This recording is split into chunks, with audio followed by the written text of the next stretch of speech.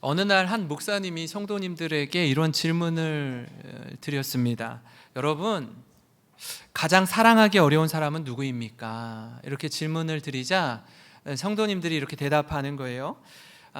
대부분의 사람들은요, 자기 자신을 미워하고 학대하는 사람입니다 라고 이렇게 대답했습니다. 그러니까 어떤 분들은 가족 안에서의 갈등을 이야기하고요, 어떤 분은 직장이나 사회에서 만나는 직장의 동료나 또 상사나 부하 직원 가운데 나에게 상처를 준 이들을 떠올렸습니다. 이 상처가 크면요, 이런 일이 일어나요. 그러니까 집이라는 곳이, 가정이라는 곳이 무장이 해제되고 편안하게 쉼을 누리는 따뜻한 공간이어야 하는데, 가족 간의 관계가 어그러져 있고 상처가 있으면 자녀들이요, 학교를 갔다가 집으로 돌아와야 할 시간에 아이가 집에 늦게 귀가하는 겁니다. 집이 편한 공간이 아니기 때문에 그래요. 집에서 쉼을 누려야 하는데 쉴 수 없기 때문에 그렇습니다. 반대로 학교라는 것도 마찬가지죠. 아이가 눈을 뜨고 아침 식사를 맛있게 먹고 학교에 등교해야 되는데 학교 가기가 너무너무 힘들고 어렵고 불편한 거예요. 학교라는 곳이 배움의 기쁨을 누리는 곳이 되어야 하는데, 그곳에 나에게 상처를 주는, 나를 아프게 하는, 나를 학대하는 누군가가 그 공간에 같이 있는 거예요. 그러니까 학교 가기가 싫은 거죠. 아이만 그럴까요? 어른도 마찬가지입니다. 일어나서 직장에 출근을 해야 되는데 직장 가는 게 너무너무 힘들어요. 직장 생활이 만만치 않은 겁니다. 그곳에 나를 괴롭히는 누군가가 있어서 그래요. 교회도 그렇습니다, 여러분. 교회에 나올 때도 누군가 나를 미워하거나 나를 싫어하는 사람이 있으면 교회에 와서 은혜 받고, 교회에 와서 위로받고, 하나님의 사랑을 충만하게 누리고 세상을 향해 나아가야 되는데, 교회에 누군가 나를 힘들게 하는 사람이 있고 나를 아프게 하는 사람이 있으면 교회조차도 오기가 너무너무 힘겹게 느껴지는 겁니다. 여러분에게 다시 한번 질문을 드리겠습니다. 여러분, 사랑하기 어려운 사람 누구십니까? 가만 생각해 보면요, 우리는 크고 작은 관계 속에서 살아가게 되죠. 작게는 가족이라는 울타리 안에서 함께 하고요, 크게는 직장과 사회와 교회라는 공동체에서 관계를 맺고 지냅니다. 앞서 말씀드린 것처럼 여러분, 사랑하기 어려운 사람들을 생각해 보면 좀 더 분명해지는 게 있는데, 그게 뭐냐면, 우리가 힘들고 어려워하는 것 중에 하나 뭐냐면, 1년에 한 번 만나는 사람, 평생에 한 번 만나는 사람 때문에 힘들어하지 않아요. 매일 눈 뜨면 만나는 가족, 매일 눈 뜨면 출근해서 만나는 직장의 동료들이 힘든 거예요. 그래서 관계가 복잡하고 하루하루 살아가는 게 너무나 불편하고 어려운 것입니다. 여러분, 그런 측면에서 다윗도 마찬가지였습니다. 다윗과 가까이 지내는 사람 가운데 사울 왕은요, 그의 장인 어른이었습니다. 또 반대로 요나단은요, 다윗의 처형이었습니다. 가깝게 지내는 관계의 울타리라는 안에 있지 않습니까? 근데 사울 왕은 어떻게 해서든지 다윗을 해치려고 그의 목숨을 빼앗고자 눈에 불을 켜고 달려들고요, 반면에 요나단은 그 아버지의 그런 모습을 보고 어떻게 해서든지 다윗을 좀 구원하고자 배후에서 애쓰고 헌신하고 수고하는 요나단인 것입니다. 똑같은 상황 속에 전혀 다르게 반응하는 두 사람이 있는 거죠.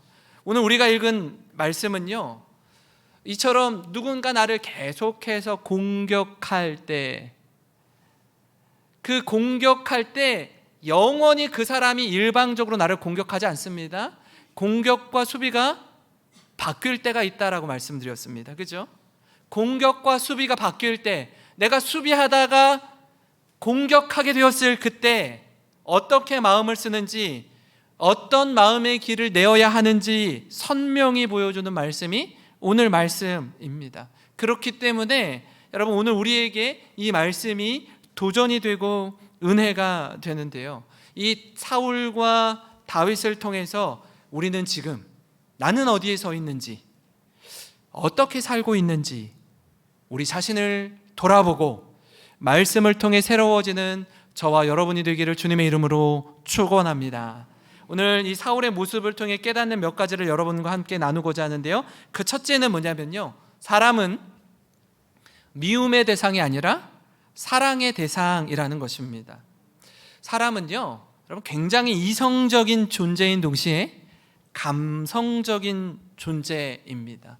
우리는요, 스스로 이렇게 생각할 때가 많아요. 나는 굉장히 똑똑하고 이성적이고 합리적이고 논리적인 사람이다 라고 스스로 생각할 때가 많습니다. 그러나 때로는 감정에 치우칠 때도 있어요. 그래서 사람들과의 관계 속에서 너무너무 잘 지내다가도 딱 한 번 감정적으로 욱해서 쏟아놓은 말 때문에 평생 동역자요, 평생 친구요, 평생 가족 관계 속에 지내다가 이 한 번의 감정의 폭발로 인해서 영원히 등을 지고 영원히 모른 척하고 영원히 관계가 깨어진 채 지내는 그런 실수를 하는 경우가 종종 있습니다. 그렇기 때문에 여러분, 무엇보다 우리의 감정, 우리 마음을 잘 다스려야 합니다. 다윗은요, 여러분, 사울의 끊임없는 추격과 위협 속에서도 사울을 선대했습니다. 사울이 다윗을 학대하고 죽이려고 할 때에도 다윗은 동굴에서 사울의 생명을 빼앗을 수 있는 절호의 기회에도 칼을 사울의 옷자락만 가만 베고 칼집에 다시 넣었습니다. 여러분, 여기서 다윗의 마음, 다윗의 진심을 알 수 있어요. 하나님의 마음에 합했던 그 다윗의 모습을 발견할 수 있습니다. 원수를 은혜로 갚는 다윗의 모습에 사울 왕이요, 그의 마음이 무너집니다. 그의 마음이요, 물녹듯이 녹아요. 왜냐하면 자신이 부끄러워도 너무 부끄러운 거예요. 오늘 말씀 16절 17절인데요 다윗이 사울에게 이같이 말하기를 마침에 사울이 이르되 내 아들 다윗아 이것이 내 목소리냐 하고 어떻게 했대요? 소리를 높여 울었대요. 다윗에게 이르되 나는 너를 학대하되 너는 나를 선대하니 너는 나보다 의롭도다. 여기서 사울이 이런 표현을 씁니다. 내 아들 다윗아. 아들이라고 그래요. 아들은 아니죠. 사위죠. 딸의 남편 아닙니까? 그 사위를 아들처럼 부르고 있어요.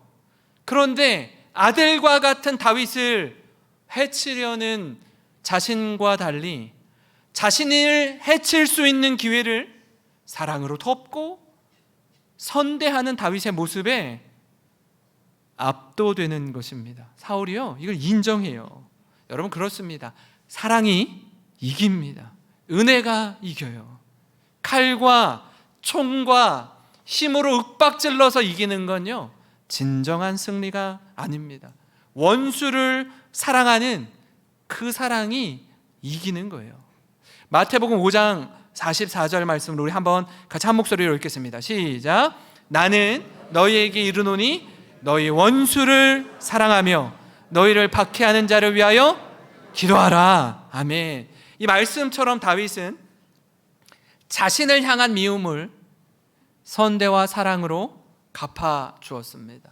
나를 향해 달려드는 사람의 어떠함과 관계없이 내가 할 수 있는 그 일에 온전히 마음을 쏟는 다윗입니다.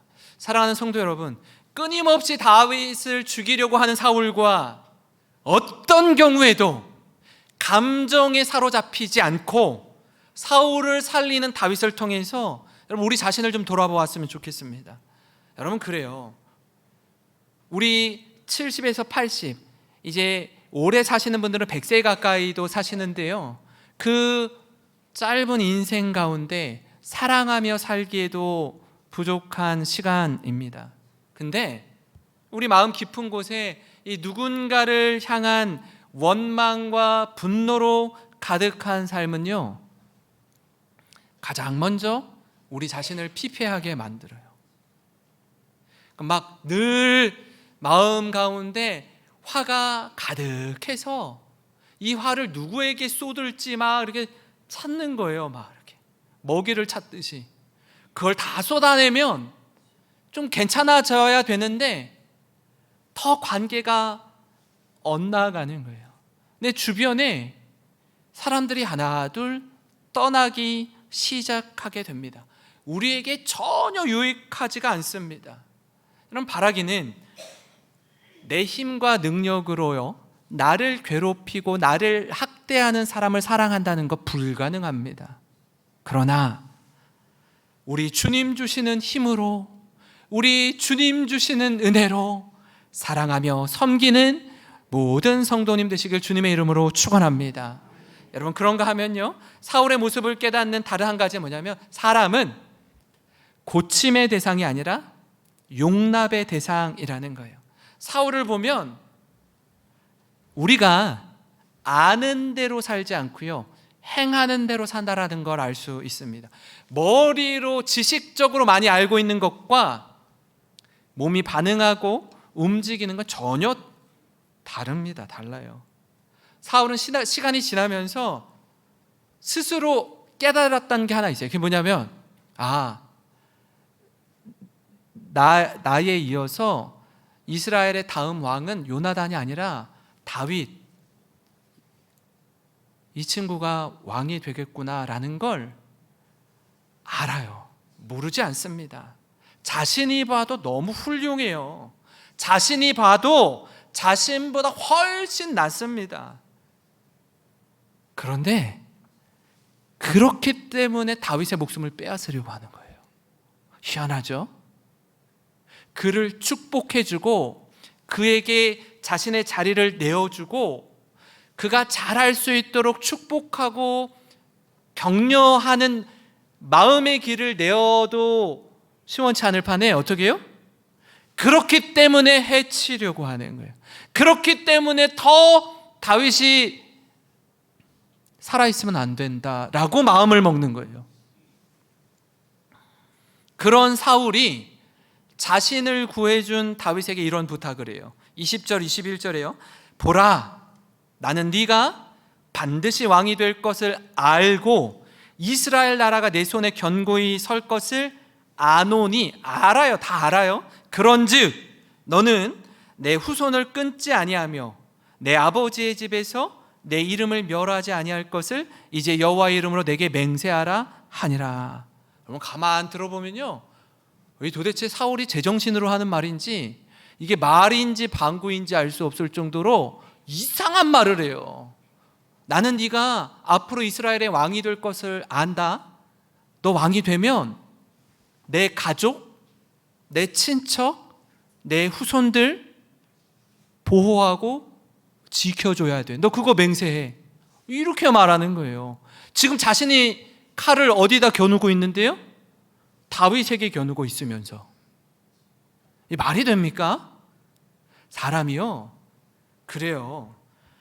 그토록 다윗을 죽이려고 달려들면서 다윗에겐 내 후손을 끊지 말고 멸하지 않도록 맹세하게 합니다. 너무한 거 아닙니까?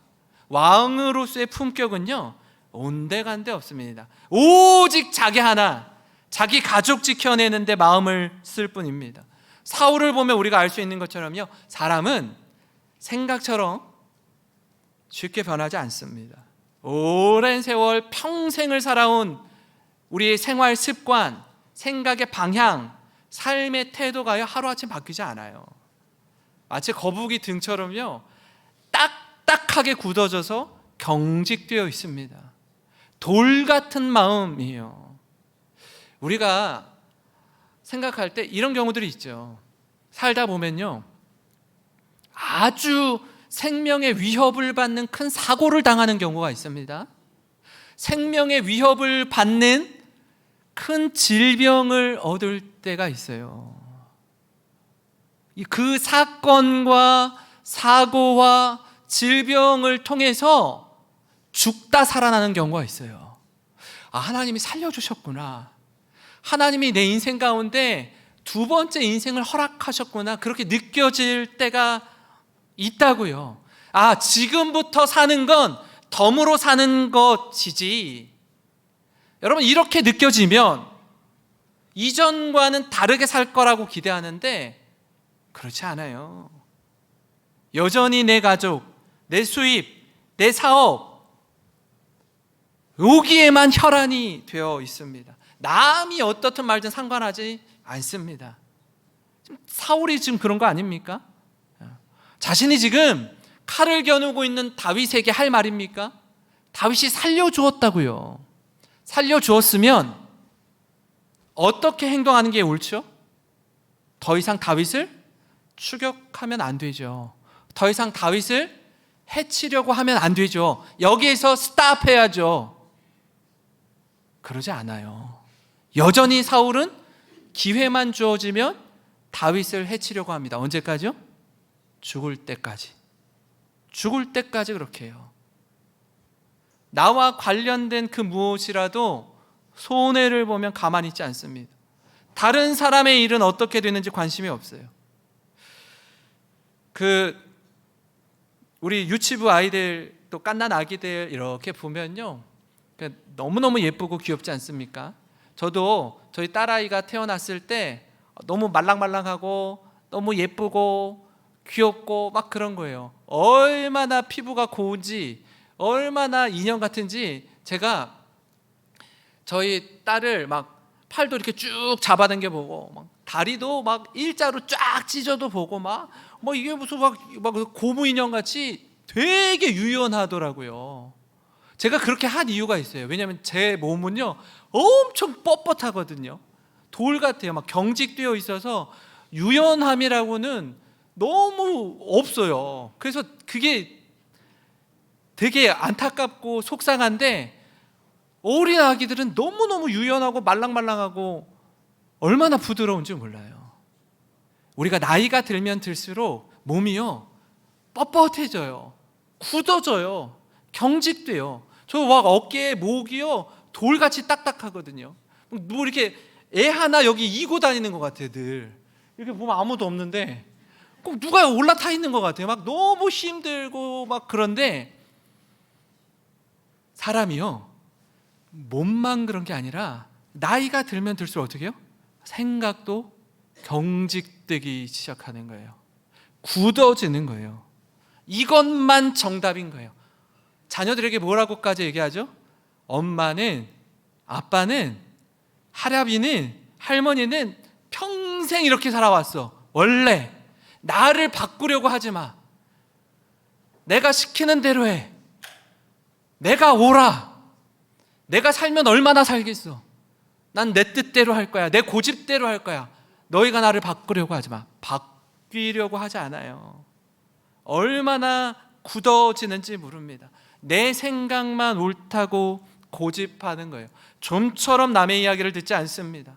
몸과 마음이 딱딱해지는 거예요. 고착화되는 겁니다. 더 이상 성장하지 않고 변화하지 않고 특정 상황에만 계속 머물러 있는 겁니다. 이건요 남의 이야기가 아니라 우리도 충분히 그럴 수 있다라는 겁니다. 사람이요 잘 바뀌지 않습니다. 배 아파 낳은 내 자녀조차도 내 마음대로 할 수 없어요. 여러분 자녀들이 여러분 말 따박따박 잘 듣던가요? 잘 듣지 않아요. 자기 생각이 있고 자기 고집이 있습니다. 내 자녀는 갈 것도 없고요. 솔직히 우리 자신, 나 자신도 내 뜻대로 어떻게 못해요. 다이어트도 안 되고 규칙적으로 운동도 하지 않고 먹지 말아야 할 것, 먹어야 할 것 구분하지도 못하고 아는데 안 돼요. 나도 내 인생 하나 내 마음대로 컨트롤하지 못하는데 누구 인생을 여러분 고치겠다고 덤벼들겠습니까? 심지어 하나님조차도 그 사람 그대로 쓰시겠다고 하는데 내가 뭐라고, 우리가 누구라고 저 사람을 핸들링 하려고 해요. 안 바뀌어요. 안 바뀝니다. 그냥 두는 게 낫습니다. 사랑하는 성도 여러분, 사람은요 고침의 대상이 아니라 용납의 대상이에요. 용납. 있는 모습 그대로 사랑하고 용납하는 것입니다. 혹 우리 가족 가운데 남편의 부족함이 보이는 아내분 계세요. 아, 우리 남편은 왜 다 좋은데 왜 요게 부족하지? 반대로 아내의 연약함이 보이는 남편분 계십니까? 아, 우리 아내는 다 좋은데 요게 좀 부족해. 우리 자녀는 이게 좀 약해. 남들 눈에는 잘 안 보이는데 여러분 눈에 혹시 보이세요, 그게? 그러면요, 그 부족함을 여러분이 채우라고 하나님이 눈을 열어서 보게 하시는 거예요. 그거 지적하고, 그거 비판하고, 그거 판단하고 보게 하시는 게 아니라, 얘야, 그 부족함 네가 채우라고 아내로 삼고 남편으로 삼고 자녀를 두고 부모님으로 주신 거야. 보게 하셨다면 주저하지 말고 여러분이 가서 도우시기를 바랍니다. 그렇게 하라고 우리를 가족이라는 이름으로 부르셨다고요. 서로 부족한 부분을 돕고 채우고 섬기라고 가족이 되게 하셨습니다. 여러분, 이처럼 오늘도 말씀 가운데 순종하며 가족이라는 아름답고 복된 사랑의 공동체를 이루어 가시는 모든 성도님 되시길 주님의 이름으로 축원합니다. 마지막으로요, 여러분 사울의 모습을 통해 깨닫는 것은 학대를 선대로 갚지만 여전히 학대를 멈추지 않는 사울의 모습을 확인하게 됩니다. 사울은요, 처음부터 끝까지 학대를 선대로 갚습니다. 때로는 계속 도망자로 쫓겨다니다 보면 이런 사울을 해칠 수 있는 절호의 기회가 왔을 때 감정이 격해져서 욱하고 사울을 일격필살할 수 있는 그런 마음이 올라와서 행동으로 옮길 수 있어요. 마음이 흔들릴 만도 하고 감정이 상할 대로 상할 만한데 다윗은 하나님을 경외하는 마음으로 사울을 섬깁니다. 그럼 그 마음이 얼마나 귀한지 몰라요. 마음을 어떻게 써야 하는지 우리에게 가르쳐 주고 있습니다. 17절 18절인데요 다윗에게 이르되 나는 너를 학대하되 너는 나를 선대하니 너는 나보다 의롭도다. 내가 나 선대한 것을 오늘 나타냈나니 보세요, 여호와께서 나를 너의 손에 넘기셨으나 네가 나를 죽이지 아니하였도다. 이거 누가 하는 말이에요? 사울이 다윗에게 하는 말이에요. 하나님이 너에게 칼자루를 쥐어주었는데도 불구하고, 그래서 나를 해할 수 있는 기회를 주셨는데도 불구하고 너는 나를 해하지 아니하였도다. 이거 사울이 하는 말이라고요. 여러분, 이런 말을요 그리스도인인 우리가 세상으로부터 들어야 할 말이기도 합니다. 세상이 우리를 향해 칼을 겨누고 총을 겨누고 우리를 해하려고 달려드는데 우리가 세상에 취하는 태도는 학대를 선대로 갚는 거예요. 악을 선으로 갚는 겁니다. 세상이 교회를 향해서, 세상이 그리스도인들을 향해서 사울이 다윗을 향해 하는 말처럼 나는 너를 학대하되 너는 나를 선대하니 네가 의롭도다. 나를 죽일 수 있는 기회를 하나님이 너에게 허락해 주셨는데 너는 나를 해하지 아니하였도다. 그 말을요, 세상이 교회를 향해서 해야 될 말이라는 거예요. 끊임없이 괴롭히고 끊임없이 힘들게 하는데 태도가 감정이 되지 않는 겁니다. 요동하지 않아요. 처음부터 끝까지 동일합니다. 그렇게 사는 것이 그리스도인의 삶입니다. 사울 입장에서 다윗이 자신을 해치지 않고 살려준 것을 여러분 뼛속 깊이 기억한다면 사울의 행동이 어떻게 달라져야 하죠? 이제는 더 이상 다윗을 해치지 말아야 하죠. 이제는 더 이상 다윗을 추격하면 안 되는 거 아닙니까? 학대를 선대로 갚은 다윗을 생각하면 부끄러워해야 하는 게 맞습니다. 악으로 선을 이기는 것이 무엇인지 깨닫고 돌아서야 합니다. 그러나 앞서 말씀드린 것처럼 사람은요, 잘 바뀌지 않습니다. 좀처럼 달라지지 않아요. 그저 하던 대로 아무렇지도 않게 행합니다. 우리가 24장 말씀을 보고 있거든요. 24장에서 자신이 죽다 살아났어요. 25장을 지나 26장을 가면 여전히 다윗을 추격하는 사울을 만나고요, 또 한 번 다윗이 사울을 해칠 수 있는 기회가 주어졌음에도 불구하고 다윗은 그의 칼을 칼집에 꽂습니다. 그때 사울이 똑같은 말을 다시 한번 이렇게 반복합니다. 26장 20절 21절인데요. 그런즉 청하건대 여호와 앞에서 먼 이곳에서 이제 나의 피가 땅에 흐르지 말게 하옵소서. 이는 산에서 메추라기를 사냥하는 자와 같이 이스라엘 왕이 한 벼룩을 수색하러 나오셨음이니이다. 사울이 이르되 내가 범죄하였도다. 내 아들 다윗아 돌아오라. 네가 오늘 내 생명을 귀하게 여겼은즉 내가 다시는 너를 해하려 하지 아니하리라. 내가 어리석은 일을 하였으니 대단히 잘못되었도다 하는지라. 사울의 말을 들어보면요, 자신이 지금 뭘 잘못하고 있는지 알아요, 몰라요? 정확하게 알고 있습니다. 정확하게 알고 있어요. 자기가 대단히 잘못되었다라고 이야기합니다. 아는데 안 돼요. 고쳐지지가 않는 거예요. 살려주는데, 돌이킬 기회를 주는데 돌아서지 않습니다. 언제까지요? 죽을 때까지 바뀌지 않아요. 사울은 여전히 선을 악으로 갚습니다. 여러분, 이 모습은 우리에게 아주 중요한 질문을 던집니다. 우리를 괴롭히는 사람들, 우리를 학대하는 사람들, 학대가 멈추지 않을 때 끝까지 선대로 반응하는 것이 정말 옳은 일인가? 다윗의 이 행동은요, 우리가 믿음 안에서 의로움과 사랑을 유지해야 할 이유를 가르쳐 줍니다. 보여줘요. 비록 상대방이 변하지 않을지라도 우리의 선대는 하나님 앞에서 하나님의 뜻을 이루는 도구가 될 수 있습니다.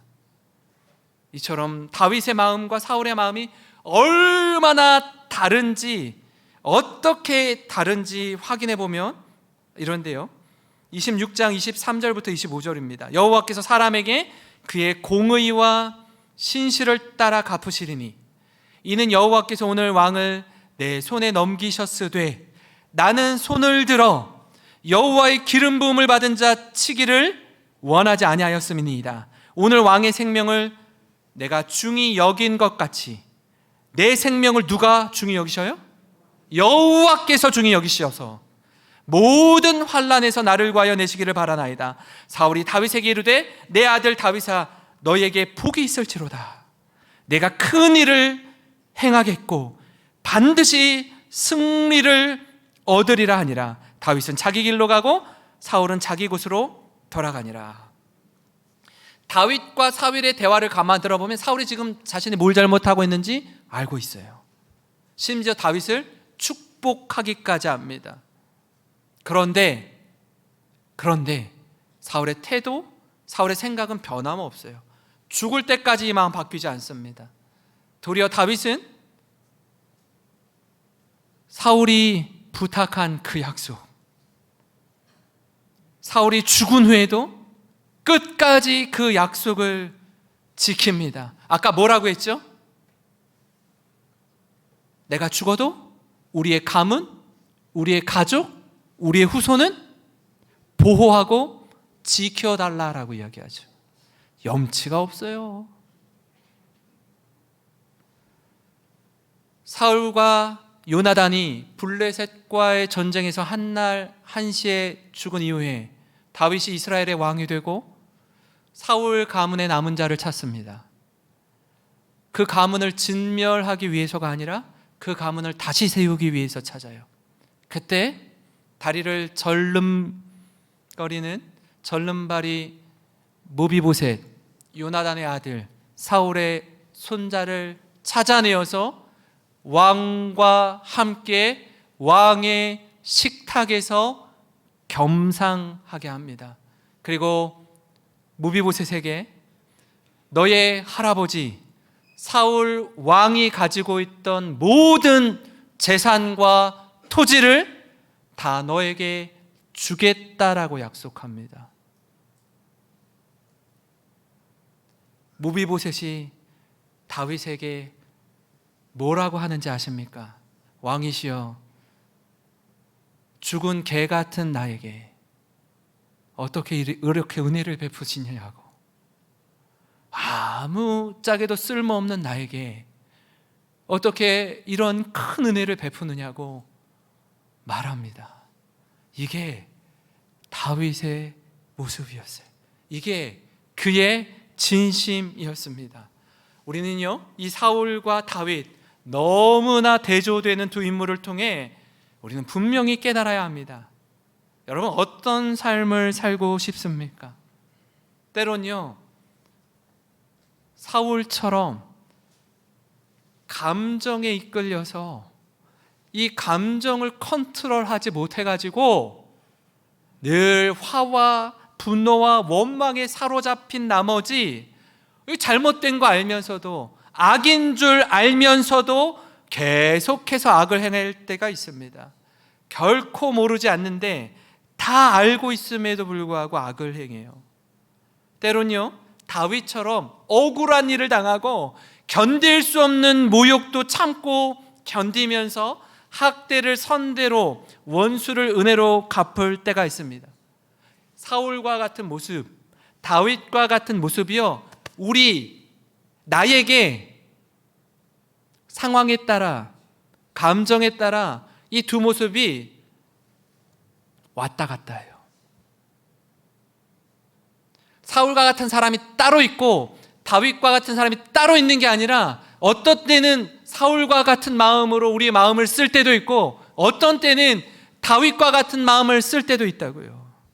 사랑하는 성도 여러분, 우리가 사는 세상은요, 만만치 않습니다. 사울처럼 기회만 생기면 우리를 해하고자 하고요, 넘어지지 않으면 어떻게 해서든지 우리의 약점을 공략해서 넘어뜨리려고 합니다. 그래서 넘어질 때도 있죠.